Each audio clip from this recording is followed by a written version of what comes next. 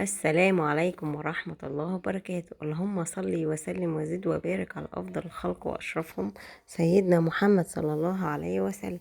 ازيكم يا بنانيت؟ عاملين ايه اخباركم؟ يا رب تكونوا بخير. خير ما نبدأ به بقى ايه؟ الصلاة على النبي عليه أفضل الصلاة والسلام. وطبعا الصلاة الأساس، أول حاجة في يومك لازم تبدأي بيها. اي صاحية بدري صاحية متأخر، توضي وصلي ركعتين كده. والله يا بنات انا ساعات بخش اغسل وشي ولا اعمل حاجة، الاقي نفسي بتوضى لوحدي عادي. يعني اي وقت بخش فيه تواليت ابقى لوحدي كده بلاقي نفسي ايه، اتوضيت. يعني ما فيهاش حاجة. واقعدي ادعي بقى، قولي اللهم عني على ذكرك وشكرك وحسن عبادتك. اللهم ثبتني على الصلاة واجعلها قرة عيني. اللهم عني على أداء الصلاة بخشوع وطمأنينة. اللهم أعني على لذة الصلاة. الأدعية بقى عادي من القلب كده يعني على طول. نخش بقى في الوصفة بتاعت الغدا النهاردة. وصفتنا ايه؟ عادي، احنا عملناها كتير جدا جدا جدا. وصفتنا الكريب. تمام. آه انا بس هقولها بسرعة كده علشان الناس اللي مش عارفاها او الناس اللي داخلة جديد. بجد ناس جربوها عن على طريقتي دي، قالوا لي بجد تحفة تحفة تحفة. وحاجة مفيدة في البيت وحاجة سهلة وسريعة، ولو ايدك خدت عليها هتعمليها اول باول.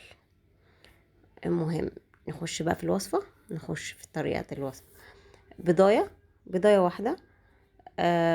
هتحطي عليها معلقة خل، ومعلقة فانيليا، كيس فانيليا صغير، وملح وفلفل اسمر. تمام. وتضربيهم بقى في الخلاط، يعني ضرب عادي يعني. وكل ده يا بنات هنستخدمه في الخلاط عادي. عندك كوبايه زبادي مش هتقول لا، عندك لبن مش هيقول لا، عندك ما عندكيش حاجه وعايزه تعملي بميه اعملي عادي. انا مره عملتها بميه عادي، مش مره والله كذا مره عادي. ايه المشكله؟ هتمشي برضو وهتبقى حلوة جدا جدا جدا. بس انا عشان بعلي القيمة الغذائية بس بتاعتها، عشان يعني بنوتاتي بقى يحاولوا يستفيدوا بيها بس لا اكتر ولا اقل. شلت بقى لقيت اللبن موجود وفي وش جامد بقى. اسكت؟ ما اسكتش ينفع. زي ما انتم شايفين قدامكم اهو. شلت اللبن بقى، شلت وش اللبن وتمام. وخدت بقى ايه، انا عملتها كلها بلبن. يعني مثلا مش حطيت كوباية لبن وبعدين الباقي مية، لا، حطيت مقدار اللبن اللي انا عايزاه كله، فاهميني؟ حطيتها لبن على طول. وعملت بقى ايه في الخلاط اللبن اصلا كده كده البيض فيه خل، فكده كده اللبن هي ايه، هي هيبقى معمول زي الزبادي فعادي. فدي حاجة حلوة يعني. يلا خير. وايه بعد ما سبته بقى شوية البيضة تاخد مع اللبن وكل حاجة، رحت ايه جايبة الدقيق اللي عندي بقى. انا عايزة اخلص الدقيق اللي عندي عشان الجو بدأ يحرر، عشان نجيب بقى على قدنا كل شهر كده كيلو في كيلو بس. يعني ايه الكيلو اللي يخلص نجيب غيره عشان ما يبوظوش. صح كده؟ ده خلاص يعني كده قرب يفنش معايا. اللهم لك الحمد والشكر ليك يا رب. وايه وانا رايحه بقى اجيب علف للطيور ان شاء الله باذن الله. اجيب ايه كيلو معايا، كيلو دقيق واحد. انا بتعامل مع واحده ست معينه بجيب منها الحاجات بتاعتي دي. الدقيق بتاعها السايب تحفه. افضل دقيق في الخنكه هو دقيق اسمه مكه. الشكاره الاصليه، عشان في شكارتين. الشكاره الاصليه مكه تحفه. انا اصلا كنت فاتحه محل فعشان كده عارفه ان ايه السايب، الدقيق السايب مكة تحفة. كنتش بتعامل غير بيه بصراحة. الدقيق جميل جدا.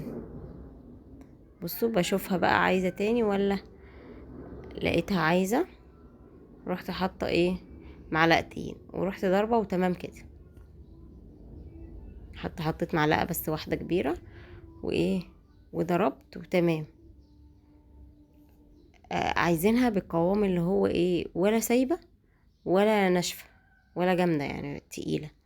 لان كده كده الدقيق لقيتيها يا بنات، مثلا ما عندكيش دقيق ولقيتيها سايلة شوية وما عندكيش دقيق تحطيه، حطي الخليط بقى في التلاجة شوية، هيتقل معاكي سيكة وكده هتشتغلي. انا عملتها مرة وطلعت تحفة. مش قادرة اجيب دقيق وكده كده كده يعني، كانت محتاجة معلقة واحدة بس، ما كانش عندي دقيق. رحت مسكتش، قلت اتصرف اشوف كده الدنيا هتعمل ايه معايا، ولقيتها تحفة تحفة تحفة. جيت اطلعها بقى من التلاجة، هي المفروض اصلا تتحط في التلاجة شوية، بس انا عشان بقيت على طول بعمله، فخلاص خدت ان انا ايه اعمل المقدار معين، مقدار بايدي كده، واشوف الخلطة وصلت معايا لفين بالظبط. اول ما بتوصل معايا لكده بروح ايه، انا ما طلعتش النتيجة دي بالساهل يعني، انا بقيت اعمل مرة وحش مرة حلو، مرة وحش مرة حلو، لغاية بقى ما خلاص ايدي خدت عليه. فخلاص ممكن اعمله في اي وقت وفي اي، بياخدش معايا حاجة. الحاجة اللي بتبقي معتادة عليها، اي حاجة عموما، اي حاجة بتعتادي عليها بتعمليها على طول، ما بتاخدش معاكي وقت. خلاص بتبقي فيها، ما مش هتاخد معاكي وقت خلاص. بصوا بقى، جبت الفنجان بتاع القهوة بتاعي ده، فنجان صغير، ورحت ايه املاه واحط، املاه واحط. دي عملت معايا حوالي 4، 4. هي بيعمل معايا 4 الخلاط دوت، عشان الخلاط ده الصغير، انا حاطه الخلاط الصغير فوق والخلاط الكبير تحت في الدور الارضي يعني. بصراحه الخلاط ده سعفني، مش وحش والله. واهم حاجه يا بنات الطاسه دي او الطاسه التيفال اللي عندك، اي نوع طاسه، لازم تعمليها بالزيت، تمسحيها بمنديل بالزيت كويس، وايه، ولازم تبقى ايه على النار، النار عاليه، وما تخافيش سيبيه بس شويه بس يعمل. انا لقيت الخليط زياده، فروحت منزلاه تاني، ورحت مسحه الطاسه بقى من ايه، من الجناب. انا عادي، انا ما جبتش طاسه الكريب دي على طول والله يا بنات، انا فضلت اعمل كذا مره كريب في الطاسات التيفال اللي عندي واشتغلت. بقيت بقى حابينه ان انا اعمله، فروحت جايبه ايه، طاسه الكريب معايا. بجيب حاجتي دي ازاي انتوا عارفين، بشيل الحاجات اللي عايزاكم الله، اللي هي الروبابيكيا، اللي هي بقى ايه، آه الازايز، الحاجات اللي هي الكراتين، اي كراتين عندي ما برميهاش، بشيلها في المخزن لغايه ما اكون حبه حاجات حلوه كده. جابوا 400، جابوا 500، بجيب بيهم حاجه في البيت او حاجه انا نفسي فيها. انا فاكره ان انا جبت الطاسه ديت من حاجه زي كده برضو، لميت الحاجات ديت ورحت راحه حطيتها فيها على طول. مره اعمل كده، مره بنوتاتي خدوا الفلوس، ايه المشكله يعني كده يعني، فاهميني، بمشي اموري. اي حاجه بقى تبقى سهله كده وبسيطه. وساعات والله يا بنات بطلع منهم. كنت الاول لما كنت فاتحه محل بقى، طبعا كان الكراتين بتبقى اكتر وكده، فكان الراجل بيجيلي كل اسبوع ياخد الكراتين اللي عندي ويحاسبني. فكان كل اسبوع بقى بدخل مره في المحل، ادخل مره في الشقه، كده يعني، كل مره حاجه، كان كل اسبوع فبيبقى كتير. بصوا بصوا، كريبايه طالما اتحركت من الطاسه يبقى كده هي استوت. عايزه بقى تحمصيها شويه حمصيها. انا في كام واحده اتحمصت معايا، 2، عشان بنوتي بتحبه متحمص شويه، وفي بنوته عندي بتحبه ناشف، وفي بنوته بتحبه طري. انا عن نفسي بحبه طري، مش حاجه. بصوا بقى، دي خدت مني اخر بقى واحده، قلت ما فيش مشكله هتشتغل برضو، هتتعمل كده كده 4. فعملت كل واحده فينا واحده سليمه وايه، وخليت دي اللي عايزها عادي. بنوتي بقى الف هنا وشاف على قلبها. راحت لاقي حبه بطاطس ولقيت دي، راحت حاطه حبه جبنه موتزاريلا عليها، وراحت ايه عاملاها ومدخلاها الميكرويف وكلتها بالليل بقى. الف هنا وشاف على قلبها يا رب. بصوا، طالما اتحرك من الطاسه كده تمام، انت ماشيه مظبوط. انما لو ما اتحركش وجيتي تحركيه، هيعجن منك ومش هتعرفي تثبتي نفسك. بعمل بقى دلوقتي ايه، خلصت العيش كله تمام وركنته على جنب. اخش بقى في البطاطس. كده كده كان معايا الوقت منظم وبسيط وهادي ومفيش اي حاجة ورايا، ليه بقى هجري واعمل وكده. بصوا بقى بخصوص الزيت، الزيت ده انا قاليه فيه قبل كده.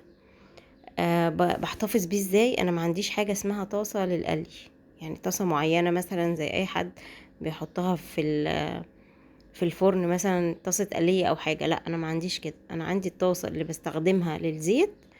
بعد ما اخلص اروح حاطه الزيت دوت، بحتفظ بيه في برطمانات ازاز شفافه، واروح حطاه فين؟ احطه في باب التلاجة. بعد ما طبعا بعد ما يبرد اروح حطاه في باب التلاجة. ده احلى حاجة لحفظ الزيت توصلت ليها بجد، تحفة. الزيت بيطلع رايق وجميل وحلو، وبيقولوا لك ده صحي. يعني انا على ما انا مش دكتورة يعني، بس ايه، على ما سمعت ان هو ده صحي. مش عارفة، معلش حواليا بقى تليفونات عمالة، الواتس شغال معايا، معلش حقكم عليا. بس عادي بقى، احنا اهل بقى خلاص، خدنا على بعض صح. يلا بقى، لو وصلتي معايا لغاية هنا، لايك كده جميل زيك وكومنت حلو كده، هنقول بيه شرف ان انا اعرف ان انتي بتشاهديني. شرف لي الناس اللي دخلت حياتنا، عيلتنا الجميلة، شرف لينا والله بجد. ويا رب يدوم التواصل بينا يا رب، اللهم امين يا رب العالمين. والناس اللي معايا من اول القنوات، يا رب تكوني بتستفيدي ولو بمعلومة بسيطة تخشي بيها الفيديو وتخرجي. ده شرف ليا، ويجعله في ميزان حسناتي يا رب، اللهم امين يا رب العالمين. بس شير بقى لاصحابك كده عشان يستفيدوا، وتاخدي معايا حتى ولو جزء من الحسنات. يا رب اتمنى ان كل اللي يخش الفيديو ياخد معلومة ويستفيد بيها ويجعلها في ميزان حسناتي، اللهم امين يا رب العالمين. بصوا بقى، انا بعمل في الكريب بعمل طاستين، وبعمل في الطاسه الخضره دي. عايزه اروح بيها السوق، اعمل لها يد يا بنات، سوق السبت. الراجل هناك بيصلح الحاجات دي. الطاسات دي جميله جدا ومعتزيه بيها، وجميله قوي قوي قوي وكبيره، وبتاخد كميه بطاطس حلوه، فبتنفعني بصراحه. وبعدين بقت دلوقتي غاليه، فايه يعني ما نصلح حاجتنا طالما فيها الامكانيه ان احنا نصلح. ايه المشكله؟ هنا بقى كنت بوريكم خلطة البطاطس اللي انا بعملها. بحط بقى ايه، توم بودرة، بصل بودرة، آه اسمها ايه، كزبرة ناشفة، فلفل اسمر، ملح، و بحطهم بقى في العلبة دي على طول، معروفة مغطى بنفسجي. دي بتاعت ايه، بتاعت خلطة البطاطس، بنروح حاطينها عليها على طول، بدل ما اقعد اطلع هنا وهنا وهنا وهنا. واحسن من الخلطات الجاهزه يا بنات، بجد الخلطات الجاهزه دي وحشه جدا جدا جدا، ما بجيبهاش بصراحه. بصوا بقى، طلعت طبعا، كنت مطلعه الجبنه الموتزاريلا. ده الكريبايه، انا عملت الكريبايه اللي هي اخر واحده الاول. بصوا، حطيت الجبنه الموتزاريلا بنوتي، ده بتاع بنوتي الصغيره، فهي ما بتحبش جبنه موتزاريلا كتير. تمام. وهطلع بقى البطاطس، طلعتها طبعا، طلعت طاسة، فايه هحطه عليها. الطاسة التانية معايا شغالة، على ما اخلص الكريبتين بتوع بنوتاتي، اكون ايه، طلعت الطاسة التانية، اعمل بقى بتاعي ويبقى تمام كده. الف هنا وشفا على قلبهم يا رب. بصوا اهو، طبعا البطاطس دي عليها ايه، عليها التوابل بتاعتها، فمش محتاجة ان انا اقعد بقى اجيب توابل واروح ايه حطوها. تمام كده معاكوا اهو، خطوة بخطوة في الكريب، عشان اللي ما جربوش يجربوا، فاتوا كتير كتير كتير. الفلفل الالوان بقى، بنوتي دي بتحب فلفل الالوان، بس طبعا ما بتحبش الحراق، بتحبش الفلفل الحراق الاخضر، فروحت طالها ده. وبتحب الكاتشب، بتحبش المايونيز. شوفوا كل واحد بحاجه. انا اللهم لك الحمد والشكر ليك يا رب، بحب كله عادي. بصراحة اللي هو الفلفل الالوان بيسكر الحاجة، بيخليها طعمها حلو قوي. انا بحطه في حاجات وبداريها من بنوتي الكبيرة. عادي هي بتاكل برضو، بس مش بتاكله مباشر، بتحبوش مباشر. كده خلصت بتاع بنوتي الصغيرة، هعمل بقى بتاع بنوتي الكبيرة قدامكم. ما تنسيش بقى الصلاة على النبي عليه أفضل الصلاة والسلام. اللهم صل وسلم وزد وبارك على أفضل الخلق وأشرفهم سيدنا محمد صلى الله عليه وسلم. على طول كده وانتي شغالة ما تنسيش تصلي على النبي كتير كتير كتير، أنا بحبها جدا جدا جدا. الصلاة على النبي عليه أفضل الصلاة والسلام. أو سبحي بقى كده الله أكبر بسم الله. آه اللهم أعني على ذكرك وشكرك وحسن عبادتك. اللهم ذكرني بالصلاة. اللهم ذكرني بقيام الليل. بجد الحاجات دي بتفرق معاكي كتير جدا جدا جدا. مع الوقت هتاخدي عليها ولسانك هياخد عليها. ولا بقى نميمة ولا ماليش انا في الحاجات دي. اللهم لك الحمد والشكر ليك يا رب، ده فضل ونعمة من عند ربنا.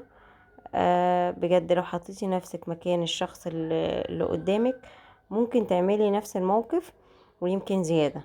فبحاول اتخطى اي حاجة من دي، بحاول ابعد عن الخصم الاولاني او التاني، فاهميني؟ سواء اللي بيحكي لي مشكلة او الشخص التاني المقابل ليه. وبيقول لك ايه، ما شتمك الا اللي مبلغك. فاهميني؟ ممكن يكون مثلا انا قلت الكلمة بصدر رحم، تيجي حد مبلغها ليكي. يعني اي حد قال عليكي كلمة ولا حاجة ممكن يكون قايلها مثلا بصدر رحم، فانت تيجي تاخديها. يعني اللي نقلك الكلام نقلهولك باسلوب تاني، فاهميني؟ فحاولي ما تحطيش نفسك مكان المواقف دي، او ما تاخديش كلمة من حد قالها لك انت في غنى عنها. يعني نصيحة مني ليكم، يعني حاولي ما مش اي حد يقولك اي حاجة تاخدي منه. ممكن يكون الشخص اللي قالها فعلا، بس مش قالها بنفس الاسلوب اللي وصلك. فاهميني؟ اكيد انتوا فاهمين شطار واحسن مني. طلعت بقى كده ناخد اشيائنا وناخد حاجتنا كده. هو ده يعني يعتبر قبل العصر، عشان احط للطيور ميه واكل بقى كده. بوريكم بقى الدور التالت. الكنبة محطوطة وتمام. انا بحب اقعد في الكنبة دي كتير ومفيش مشكلة، بس اوحش حاجة هنا الناموس. ما بحبش الناموس خالص، الناموس فظيع، مع اني بحب القعدة فوق جدا جدا جدا. بس عايز تطلعي تلبسي شراب من تحت لفوق. والله العظيم بجد. وتخلي بالك من وشك. يعني بصوا الناموس فظيع. المشكلة الكبرى اننا وبنوتاتي عندنا لو بتاع الحشرية عندنا، لو حاجة قرصتنا كده ولا مشيت علينا، تاني يوم تلاقي كل جسمك منتشر حبوب. فهي دي اكبر مشكلة عندي بالنسبة لي. المهم بقى غسلت القلل جامد، وغسلت الجرادل ديت شطفتها، ومليتهم مية بقى نظيفة كده حلوة. ايه نروق على السطح كده ونرش شوية. وعدلت الحاجات بتاعت بنوتي من الهوا بقى وقعت. الهوا كان شديد شوية امبارح، فايه فاللعب بتاعتهم نزلت. انا مخليه لهم حبة اللعب دول فوق، لعلها هم عايزين يلعبوا ولا حاجة. مفيش مشكلة من صندوق اللعب. حبايبي بصوا، الحمد لله الحمد لله. انا شلت الطيور من هنا، الفراخ. بصوا بقى سبتها امبارح لغايه ما نشفت هنا، وهسيبها يومين كمان. مش لما اجي اطلع هطلع وانا مش ايه، ما فيش حر.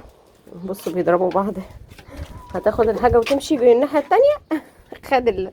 خد قطعه من الاكل، وخد نايبه من الاكل، وخد راح العشه التانية. قال يعني انت خايف منهم؟ ده هو الديك. المفروض هم اللي يخافوا منه. بصوا بصوا بصوا. الف هنا وشفا على قلبهم. غيرت لهم الميه وحطيت طبعا هنا جبس، جير قصدي. رميت جير، كنستها الاول وبعدين رميت جير ورحت حطاهم. الكلام ده كان امبارح، بس ما كانش معايا التليفون عشان اصور. تمام هنا كده، وهنا العشه. طب يلا بقى روح، يلا يا بابا، يلا جايين اهو، جايين يشاركوك. مضربش حد.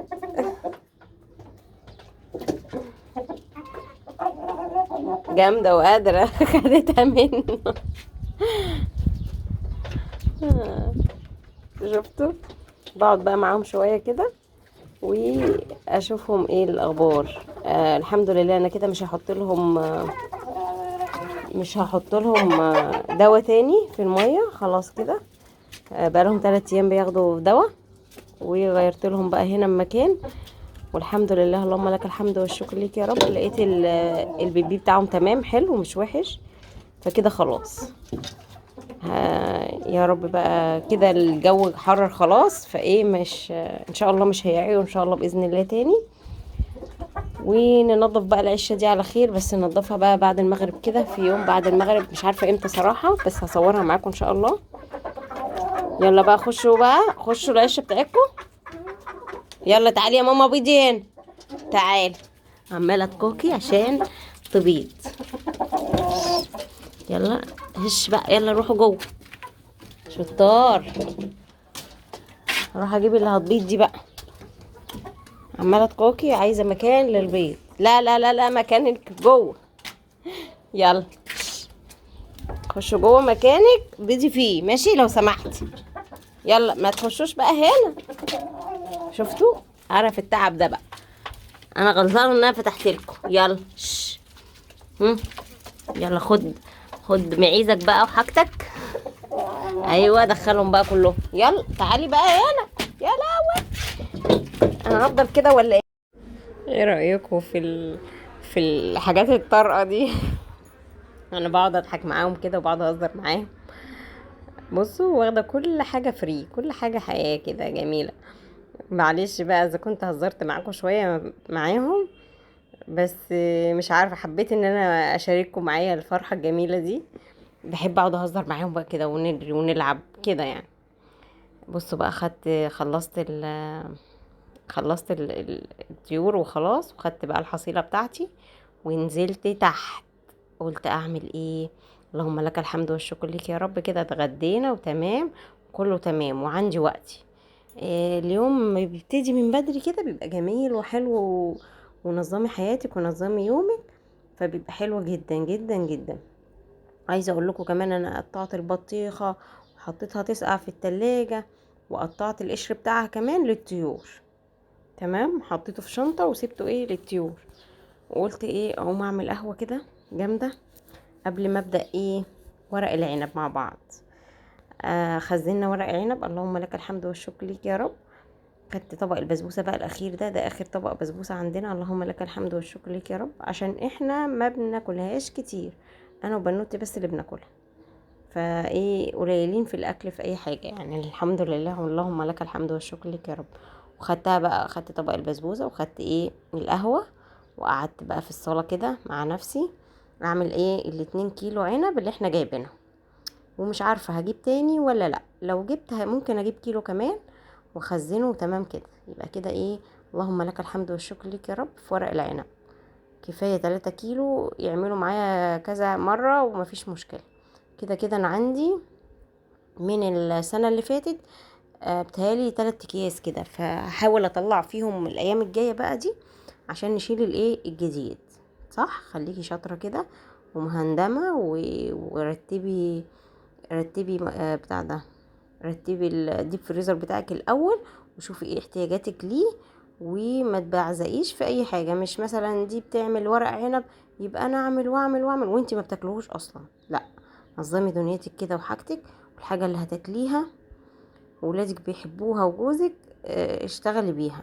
حاجة ما بتحبوهاش وما بتاكلوهاش وبتاكلوها قليل، بلاش منها خالص. مش دي عملت انا اعمل زيها ودي عمل، لا. ما تبصيش لحد، خليكي في نفسك. الحاجة اللي بتاكليها اعملوها، الحاجة اللي ما بتاكلوهاش خلاص ملهاش لزوم ان انت تعمليها، فخلاص. ونظمي بقى كده بيتك وحياتك ويومك، هتلاقي الدنيا مشيت تحفة تحفة تحفة، وهتلاقي يومك جميل وحلو وفي شغل كتير بجد. اليوم حاجة بتجر حاجة، حاجة بتجر حاجة، واليوم بيبقى جميل وحلو.